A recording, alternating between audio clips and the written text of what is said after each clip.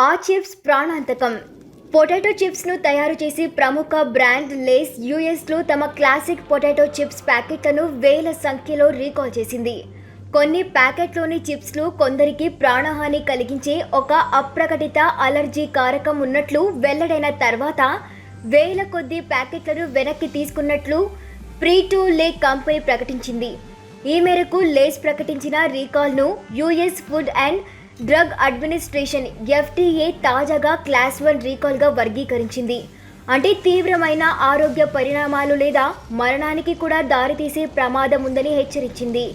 యుఎస్లోని ఓర్గాన్, వాషింగ్టన్లోని retail, online స్టోర్లలో విక్రయించే 13 ounce Lay's classic potato chips 6,344 ప్యాకెట్లపై రీకాల్ ప్రభావం చూపుతుంది. సందేహాస్పదమైన లేస్ చిప్స్ తయారీలో తీవ్రమైన అలర్జీ కారకమైన పాలను వినియోగించారు. ఎఫ్డీఐ ప్రకారం అలర్జీ ప్రతిచర్యలను ప్రేరేపించగల 8 ప్రధాన ఆహార అలర్జీ కారకాలలో పాలు కూడా ఒకటి. పాలకు అలర్జీ ఉన్నవారు దద్దుర్లు, కుడుపు, తిమ్మిరి, మైకము, స్వరతంతులు ఉబ్బడం లేదా అపస్మారక స్థితి వంటి లక్షణాలకు గురయ్యే ఆస్కారం కూడా ఉంటుంది. చిప్స్లో పాలు ఉన్నట్లు గుర్తించిన ఓ కస్టమర్ లేస్ కంపెనీని అప్రమత్తం చేశారు. దీంతో లేస్ స్వచ్ఛందంగా రీకాల్ను ప్రారంభించింది.